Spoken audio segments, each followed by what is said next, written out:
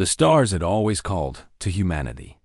For 300 years, they answered that call, spreading across the galaxy like seeds carried on an endless wind.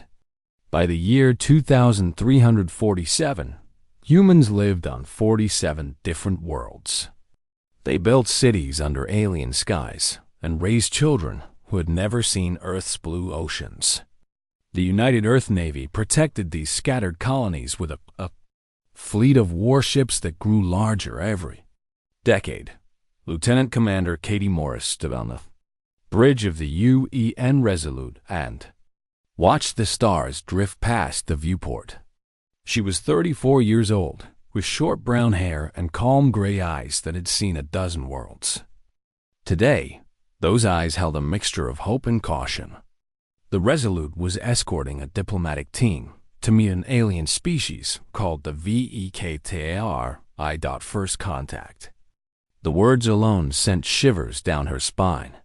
Humanity had met 3 other intelligent species in their expansion across the stars. 2 had become trading partners. 1 had chosen isolation. But the VEK-3 were different. They had reached out first, sending signals toward human space and requesting a meeting near the Kepler 442 system. "How are you feeling?" asked Amy Grant, the ship's communications officer. She was younger than Katie, barely 26, with red hair pulled back in a tight bun. Her fingers moved constantly across her console, monitoring frequencies and translations. Katie allowed herself a small smile. Nervous, excited, the usual mix when you're about to shake hands with beings from another world. Dr. Lisa Novak joined them from the medical bay. She was the oldest of the 3 women, a veteran of 20 years in the Navy's medical corps. Her dark skin showed the lines of someone who had spent too many nights treating wounded soldiers. "The ambassador is ready," says the VEK-3, seemed eager to begin. The VEK-3 ships appeared on sensors an hour later. They were beautiful in a terrible way, all sharp angles and dark metal that seemed to absorb light rather than reflect it. The alien vessels moved with perfect coordination, like predators circling prey. Katie felt the first twist of unease in her stomach. The meeting took place aboard a neutral station constructed specifically for this purpose. Ambassador William Chen led the human delegation, flanked by guards and advisors. Katie watched from the Resolute as the hours passed. Reports came back positive. The VEK-3 were reptilian beings, tall and powerful, with scales that shifted color based on their emotions. They spoke of trade and mutual respect. They spoke of peace. Then everything changed. The transmission came without warning. Ambassador Chun's face appeared on screen, pale and frightened. "They're claiming we violated sacred territory. They're saying our colonies on 3 worlds are built on holy ground. They're demanding." The signal died. Katie saw the flash of weapons fire through the station's viewports. The VEK-3 ships, so still moments before, erupted into motion. Green beams of energy sliced through the darkness of space. "All hands to battle stations," Katie shouted. But she knew it was already too late. The Resolute was a diplomatic escort, not a warship. They carried enough weapons to fight off pirates, not an alien battle fleet. The battle lasted 11 minutes. The Resolute's engines were destroyed in the first volley. Life support failed in the second. Katie ordered her crew to surrender when the hull began to breach on Deck 7. She had 112 people under her command. 47 of them would survive to become prisoners. The VEK-3 boarding parties were efficient and brutal. They moved through the damaged ship with weapons raised, shooting anyone who resisted. Katie watched them separate the survivors into 2 groups. Men on one side, women on the other. 31 women, including herself, Amy, and Lisa. A VEK-3 officer approached Katie. He was massive, nearly 7 feet tall, with dark green scales and eyes like pools of molten gold. He studied her for a long moment, then spoke in rough but understandable English. You are the commander? Katie stood straight, despite the pain from a wound on her shoulder. I am. These people are prisoners of war. They deserve proper treatment under. The officer struck her across the face. The blow sent her sprawling to the deck. You are not warriors, he hissed. You are soft creatures who play at war. Your females, especially. They have no place on a battlefield. Amy helped Katie to her feet. The young communications officer was trembling, but her voice stayed steady. What's going to happen to us? Katie had no answer. The journey to Vector Prime took 3 days. The prisoners were kept in small cells with barely enough room to lie down. Food came once a day, a gray paste that tasted like nothing. Water came twice. The Vectory guards watched them constantly, making comments in their own language that drew harsh laughter. Katie learned the names of every woman in her group. She made them recite their service records, their hometowns, the names of people waiting for them back home. It was a way to stay human, a way to remember that they were more than prisoners. Meanwhile, Captain Daniel Hughes commanded the UN Steadfast, the nearest warship to Kepler 442. He received the Resolute's distress signal 14 hours after the attack. By the time he arrived, he found only wreckage and bodies. The Vectory were gone. The prisoners were gone. Hughes stood on his bridge and stared at the debris field that had once been a diplomatic station. His hands shook with rage he couldn't show. Somewhere out there, his people were suffering, and he had arrived too late to save them. Back on Earth, Admiral Patricia Cole received the news in her office overlooking the Pacific Ocean. She was 62 years old, a career officer who had never lost a battle. Her silver hair was cut short military style, and her blue eyes were cold as winter ice. How many prisoners? She asked. 47 confirmed, her aide reported. 31 women, 16 men. The Vectory are claiming they're criminals who violated sacred law. Patricia closed her eyes. She thought of the men and women in those cells, waiting for rescue that might never come.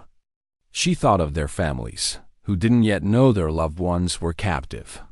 Begin mobilizing the fleet, she ordered quietly. And get me everything we know about the Vectory. Everything. On Vector Prime, Katie Morris watched the alien sun set through the bars of her cell. The sky turned purple and orange, beautiful in a way that felt wrong given the circumstances. Amy sat beside her, silent and scared. Lisa tended to wounds with torn strips of uniform since the Vectory refused medical supplies. Something bad was coming. Katie could feel it in the way the guards looked at them. She could hear it in their voices when they thought no human was listening. The Vectory had plans for the women prisoners.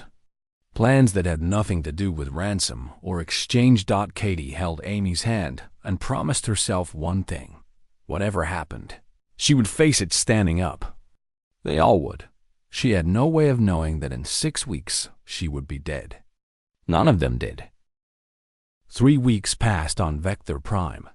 The days blurred together in a haze of bad food, cold cells, and the constant presence of guards who seemed to hate them simply for existing.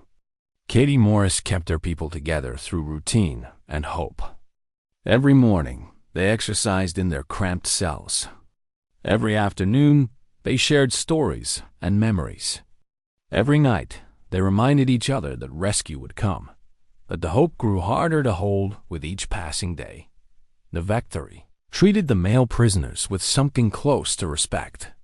Rough respect, the kind warriors showed to captured enemies, but respect nonetheless. They received better food. They were allowed to exercise in the courtyard. Their guards spoke to them as soldiers. The women received none of this. War Master Cathrall ruled the Vectory military with absolute power.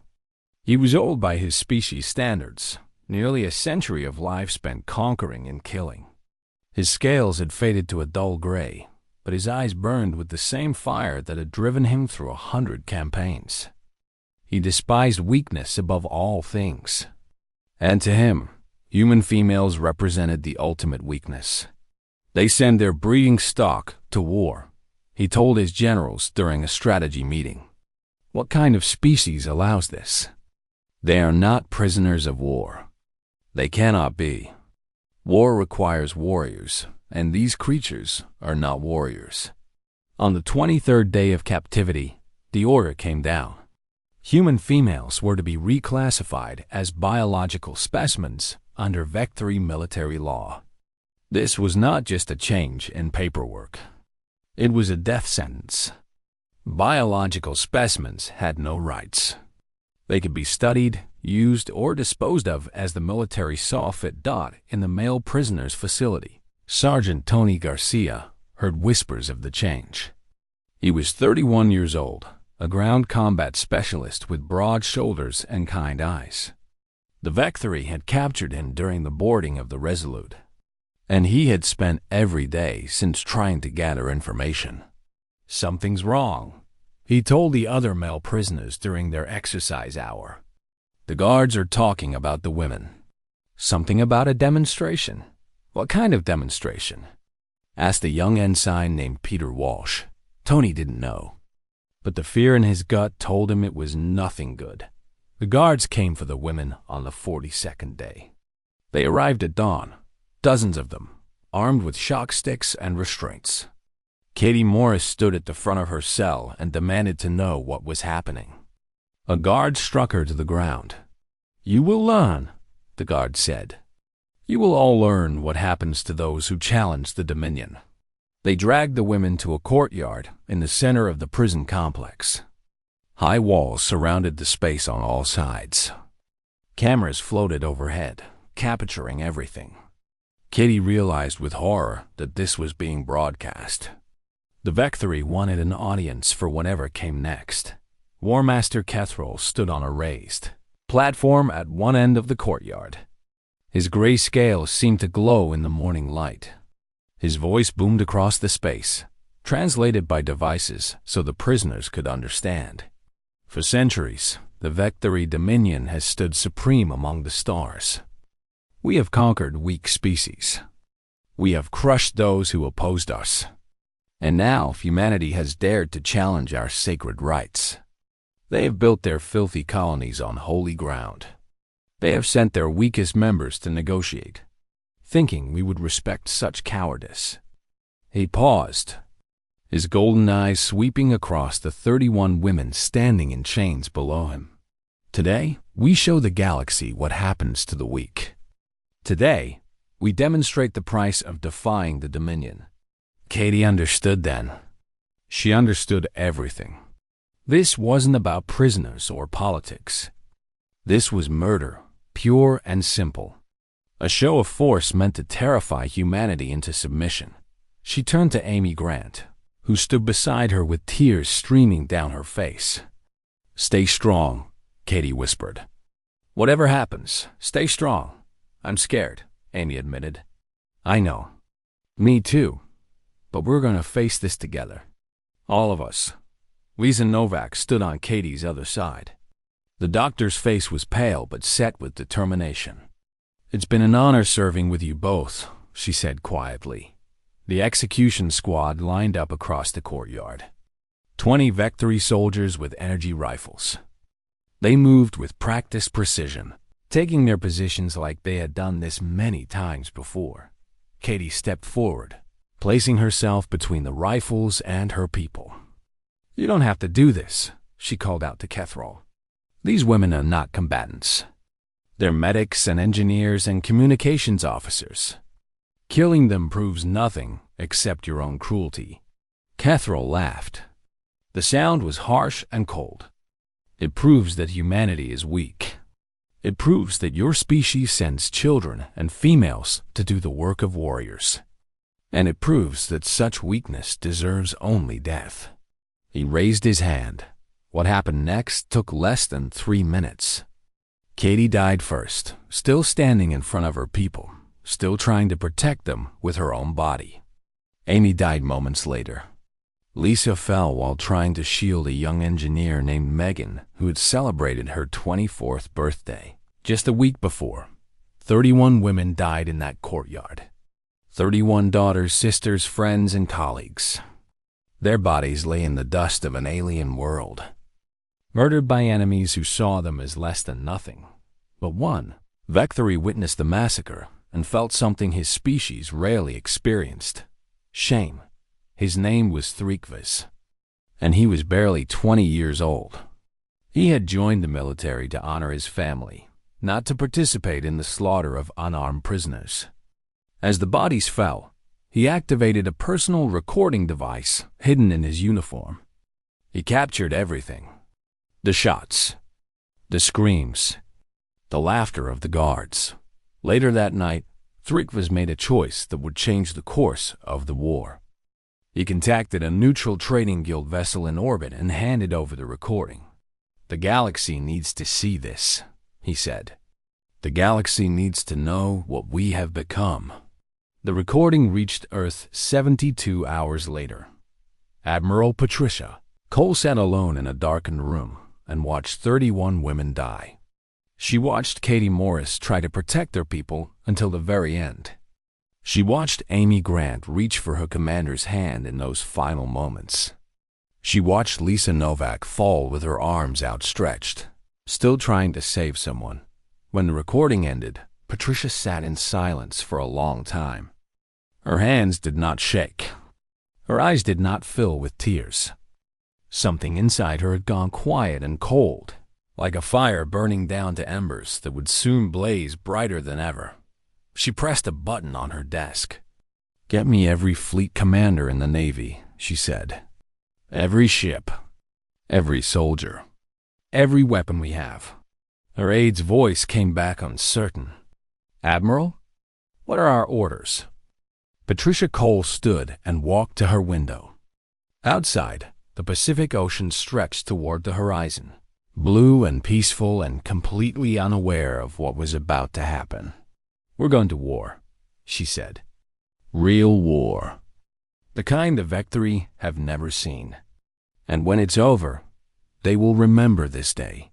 They will remember it for 1,000 years. They will remember what happens when you murder our people and think you can get away with it." Across the galaxy, humanity began to wake up. And the Vectory, celebrating what they thought was a great victory, had no idea what was coming for them. The recording spread across human space like wildfire. Every colony, every station, every ship received it within days. People watched in homes and offices and public squares. They saw their daughters and sisters murdered in an alien courtyard. They heard the laughter of the Vectory guards. They witnessed the final moments of 31 women who had done nothing wrong except serve their species among the stars. And humanity responded with a rage that surprised even itself. The United Earth Assembly gathered in emergency session. These politicians normally argued for weeks over minor budget changes. They debated and delayed and compromised until nothing got done.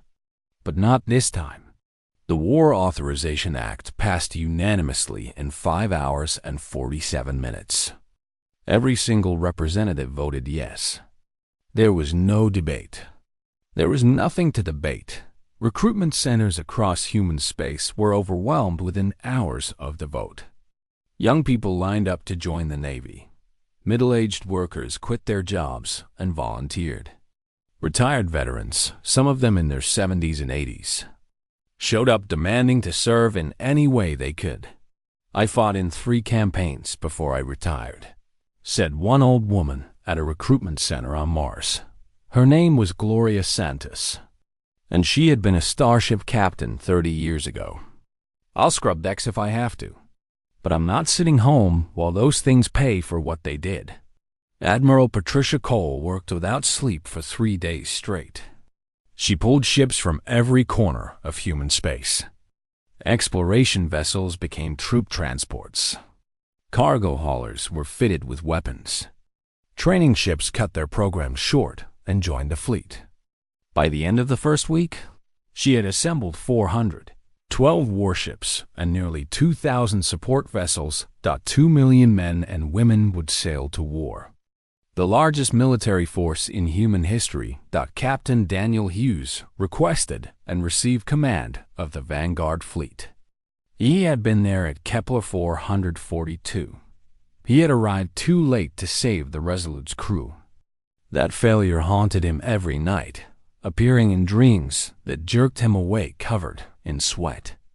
Now he would have his chance to make things right.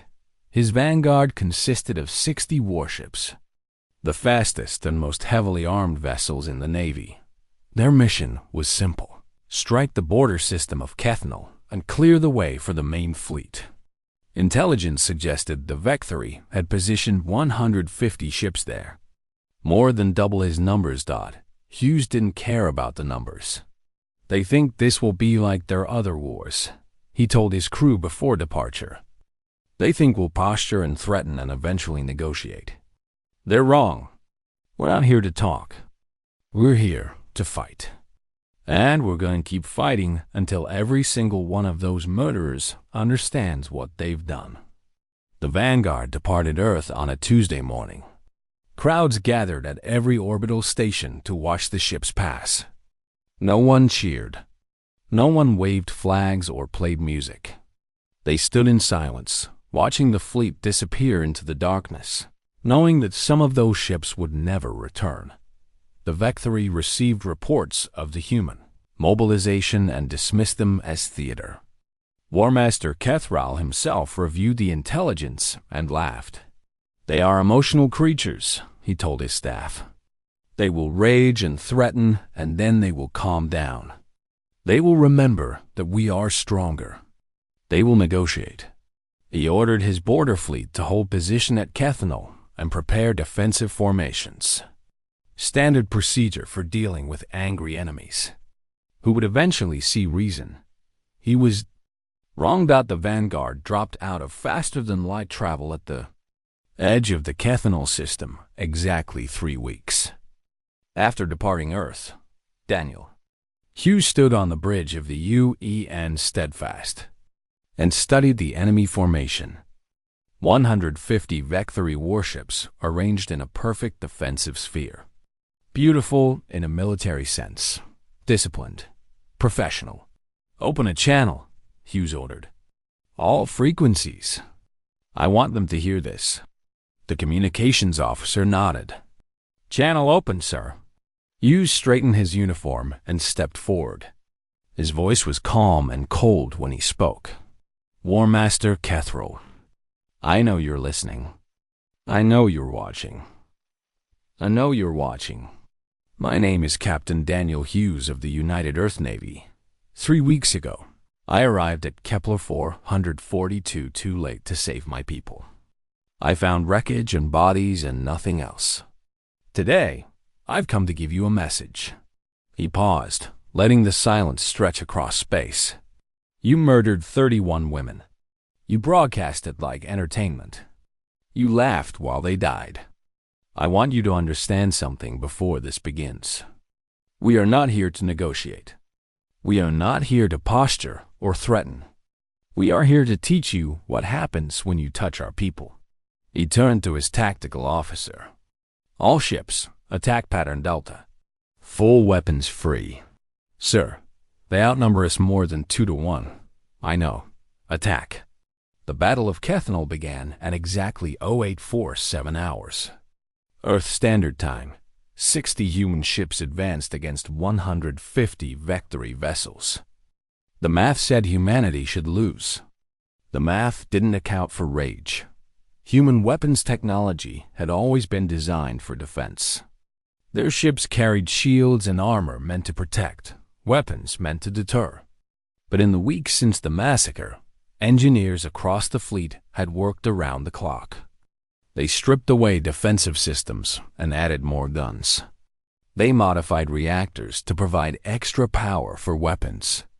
They turned exploration vessels into killing machines. The first volley tore through the Vecthory defensive sphere like a knife through paper. The aliens had expected a careful approach, probing attacks, testing their defenses. Instead, they got everything humanity had, all at once. Without hesitation or mercy, Hughes drove the Steadfast straight into the heart of the enemy formation. His ship took hit after hit, but he kept pushing forward.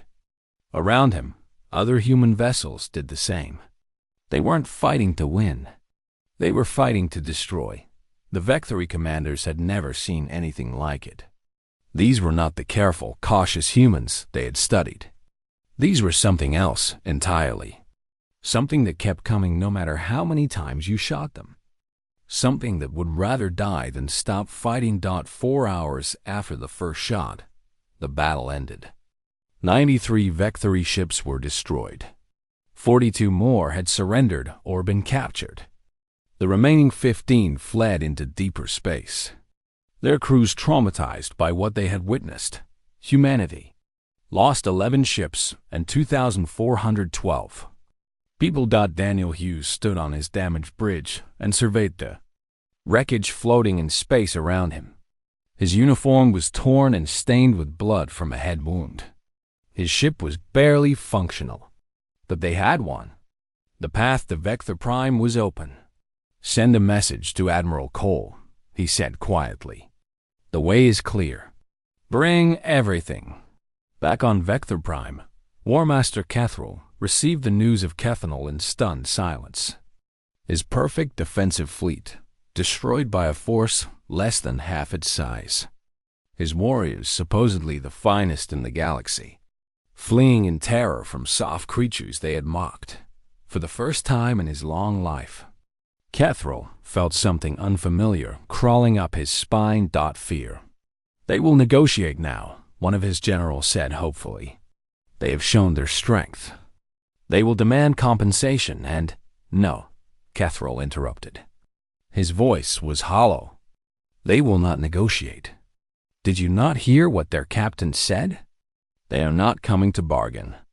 They are coming to destroy us." He was finally beginning to understand.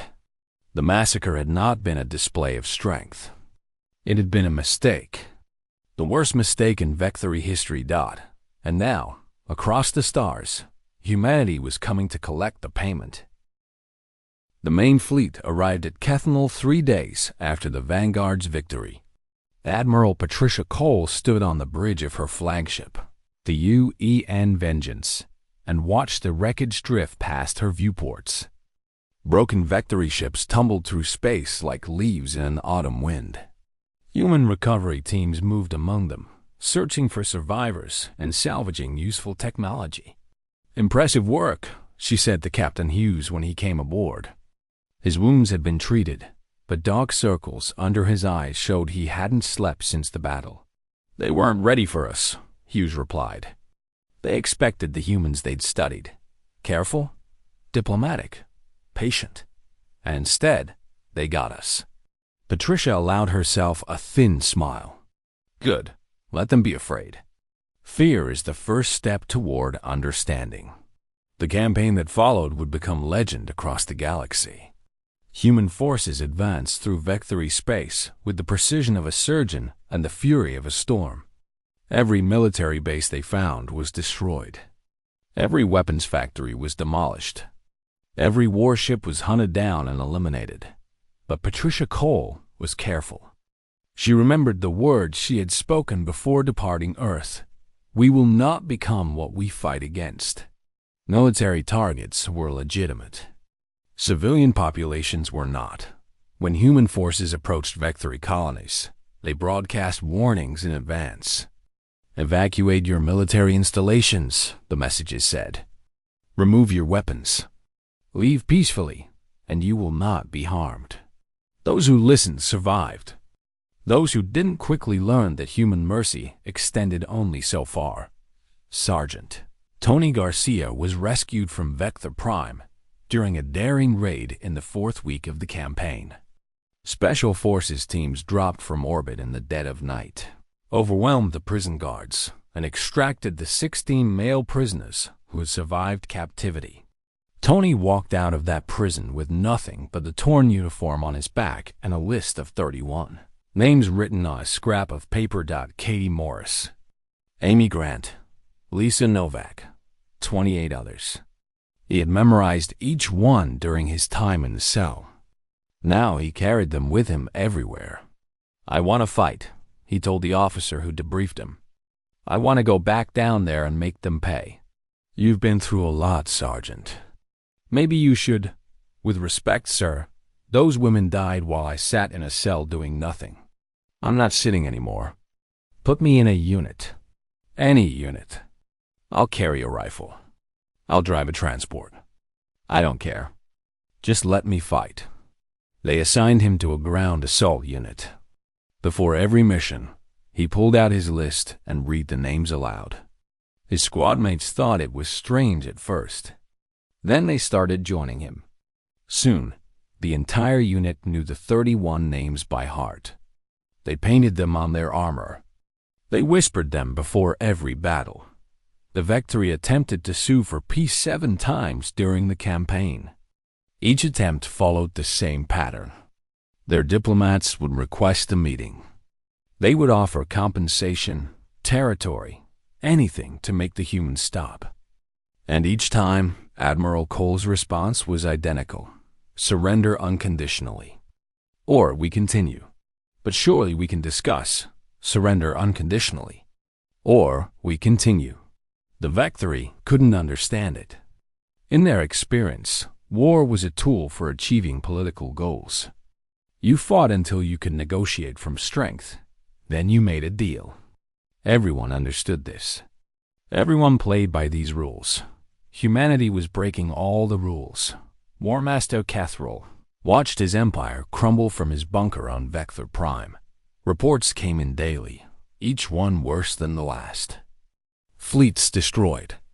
Bases overrun. Colonies surrendering without a fight because their populations had lost the will to resist. "We must do something," his advisors pleaded. "We must find a way to make them stop." Cathrall stared at the tactical display showing human forces advancing on all fronts. Red dots representing his own forces winked out one by one, replaced by the blue of human control. "There is only one thing that would make them stop," he said quietly. "And I cannot give it to them." "What is that, War Master?" "My head." He retreated deeper into his bunker, surrounding himself with elite guards and the most advanced defensive systems Vectory technology could produce. Let the humans come. Let them try to reach him. He would make them bleed for every meter. Captain Daniel Hughes led the final assault on Vector Prime, his original ship. The Steadfast had been so badly damaged at Cathanal that it was being rebuilt from the frame up. Now he commanded a new vessel, the UN Justice. The name had been chosen by popular vote among the crew. The orbital battle lasted 2 days. The Vectory had concentrated everything they had left around their homeworld. 300 ships formed a defensive sphere, supported by orbital platforms and ground-based weapons. It was the largest force they had ever assembled. Humanity brought 600 warships and broke through in 16 hours. Drop pods fell from orbit like metal rain. Each one carried 10 Marines in full combat armor. Tony Garcia was in the third wave, his rifle clutched tight as the pod screamed through the atmosphere. Through the small viewport, he could see the alien city below, its buildings shaped like massive thorns reaching toward the sky. "Remember why we're here," he said to his squad as the pod shook with re-entry heat. "Remember who we're fighting for." The names ran through his mind like a prayer. Katie Morris, Amy Grant, Lisa Novak, 28 others. The pod slammed into the ground, its doors blowing open automatically. Garcia was moving before the dust settled, his rifle up, his eyes scanning for targets. Around him, thousands of other pods were landing, thousands of other Marines pouring out into the streets. The Vectory defenders fought hard. They were protecting their homeworld, their families, everything they had ever known. But the humans fought harder. They fought with a fury that could not be matched, a determination that could not be broken. Street by street, building by building, human forces pushed toward the center of the city.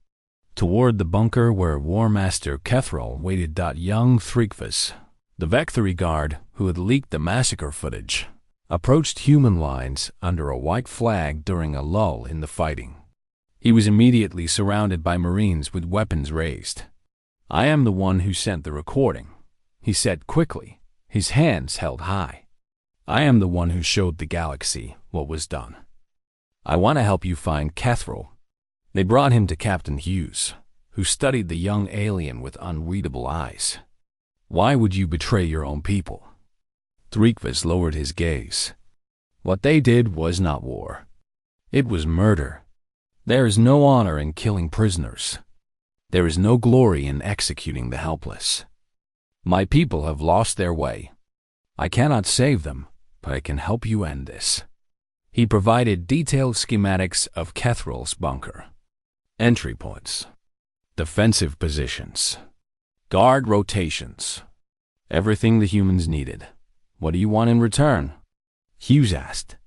"Only that my family be spared. They took no part in the massacre. They are farmers on the southern continent. They deserve to live." Hughes considered for a long moment. Then he nodded. "If your information is good, your family will be protected. You have my word. Then let me show you how to kill a War Master." The assault on the bunker began at dawn the next day. Human forces surrounded the complex, cutting off all escape routes. Engineers disabled the outer defenses, while snipers picked off guards on the walls. Then the Marines went in. Tony Garcia's squad was among the first through the breach. They moved through dark corridors lit by emergency lights, stepping over the bodies of fallen defenders. The fighting was close and brutal, the kind that happened in nightmares. But they kept moving forward, always forward. Somewhere below them, War Master Kethril waited in his command center, watching the humans approach on security monitors. His elite guards stood ready. His weapons were loaded. He had one final stand to make, and humanity was coming to meet him. The assault on War Master Kethril's bunker lasted 36 hours. Every level became a battlefield. Every corridor became a killing ground. The Vectory elite guards fought with the desperation of beings who knew they would receive no mercy. And the humans answered that desperation with relentless, unstoppable advance. Tony Garcia moved through the darkness with his squad, their weapons lighting up the shadows with each burst of fire. They had started with 12 Marines. By the time they reached the lower levels, only 7 remained. The others had fallen to Vectory defenders who sold their lives dearly. "Keep moving," Garcia ordered. His voice was hoarse from shouting commands, his armor scorched from near misses. "We're almost there." The schematics provided by Threekvis had proven accurate. Secret passages, hidden defenses, trap rooms designed to kill intruders. Human forces bypassed them all, moving with the knowledge that only a betrayer could provide. On the 15th level down, they found the first of the execution squad. A Vectory soldier wearing the same uniform as those who had murdered the women prisoners. Garcia recognized the markings immediately. "You," he said, stepping forward. "You were there." In the courtyard, the Vectory tried to raise his weapon. Garcia shot him before he could. "That was for Amy Grant," he said quietly. She was 26 years old. She had a sister back on Earth who was planning her wedding. They found more of the execution squad as they descended. Each time, Garcia spoke a name before pulling the trigger. Katie Morris, Lisa Novak, Megan Sullivan. Names that had become sacred to him. Prayers for the dead, whispered in the darkness. Captain Hughes coordinated the assault from a forward command post near the bunker entrance. Reports came in from dozens of teams advancing through different sections of the massive complex. Casualties were heavy, but progress was steady. "Sir, we've located the command center," a lieutenant reported. "Level 22. Heavy resistance. Tell all teams to converge," Hughes ordered. "This ends now." The final battle took place in a circular room filled with tactical displays and communication equipment. War Master Kethril stood at the center, surrounded by his last 30 guards. His scales had gone dark gray with age and stress, but his golden eyes still burned with defiance. Human forces breached all 4 entrances simultaneously. The firefight was brief and brutal. Vectory guards fell one by one until only Kethril remained, standing alone among the bodies of his protectors. Tony Garcia's squad was first through the eastern door. He saw the War Master reach for a weapon on a nearby console. "Don't," Garcia said, his rifle trained on the alien's chest. Kethril paused. His hand hovered over the weapon. Then, slowly, he pulled it back. "You could have let them live," Garcia said, stepping closer. His voice was steady, but his hands were shaking. "They were no threat to you. They were medics and engineers and communications officers. They were people." The War Master stared at him with something that might have been curiosity. "They were weak," he said. "They should never have been sent to war." "They weren't sent to war. They were sent to shake hands and talk peace. And you murdered them for it." Captain Hughes entered the room, flanked by additional Marines. He surveyed the scene, then approached the War Master. "Kethril," he said formally, "you are under arrest for crimes against humanity. You will be taken to Earth and tried before a galactic tribunal. Every species that wants to watch will be able to watch. Every being in the galaxy will see what you did and what happened because of it." For a long moment, Kethril said nothing. Then his shoulders slumped slightly, the first sign of defeat anyone had ever seen from him. "So this is how the Dominion ends," he said quietly. "Not with a final battle, but with chains and a trial." "The Dominion ends however we decide it ends," Hughes replied. "You gave up the right to choose when you broadcast the execution of our people. You wanted the galaxy to see your strength. Now they'll see your weakness." They took him alive, as Admiral Cole had ordered. Some of the Marines argued against it. They wanted blood, revenge, an ending that felt like justice. But Cole had been clear.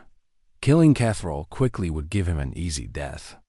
Making him stand trial, making him face the galaxy while his crimes were documented for all to see. That was true punishment. The war officially ended 3 months later with the Vectory Dominion's unconditional surrender. Their military was disbanded. Their weapons were destroyed. Their leaders were arrested and tried alongside Kethril. Most were convicted. Some were executed. Others spent the rest of their lives in prison cells. The Vectory species was not destroyed. Humanity could have done it.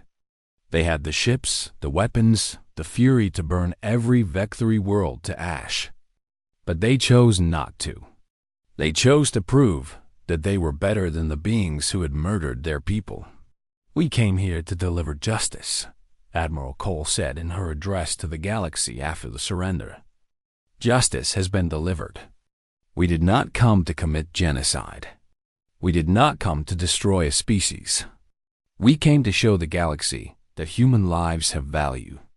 That when you take those lives, there are consequences. That lesson has been taught. Now it's time to heal."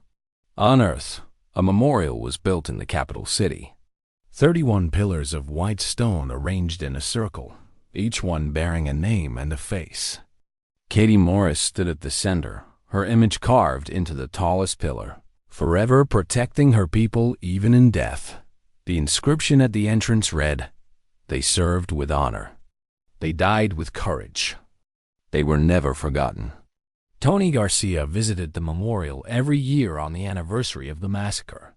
He would stand before the pillars in silence, reading the names he had memorized so long ago. Sometimes other survivors joined him. Sometimes family members of the fallen. Sometimes complete strangers who just wanted to pay their respects. Admiral Patricia Cole, retired now and living quietly by the ocean, came every year without fail. She never spoke during these visits. She simply stood among the pillars, Remembering faces she had never met but fought to avenge, young Threekvis was granted asylum on a human colony world.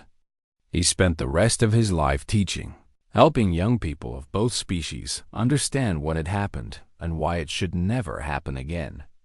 He never forgot the shame he felt that day in the courtyard. He never stopped trying to make amends. Captain Daniel Hughes remained in the Navy, eventually rising to the rank of Admiral himself.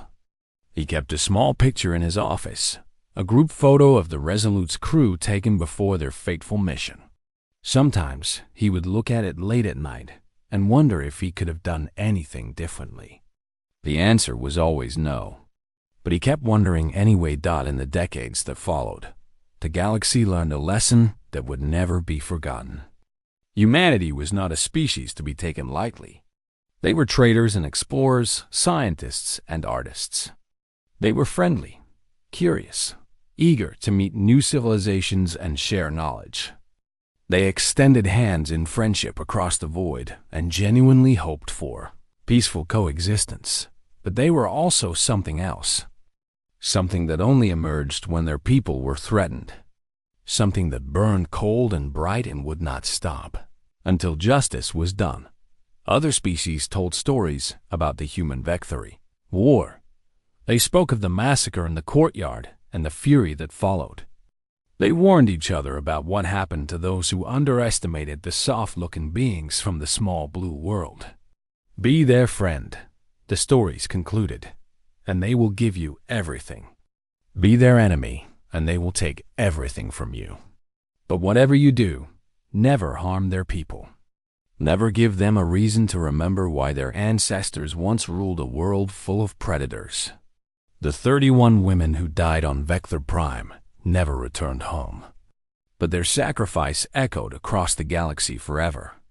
They became symbols, legends, proof that even in death, human lives mattered, and somewhere among the stars, in mess halls and meeting rooms and quiet moments between battles, people still whispered their names. Katie Morris, Amy Grant, Lisa Novak, 28 others, never forgotten. Never again.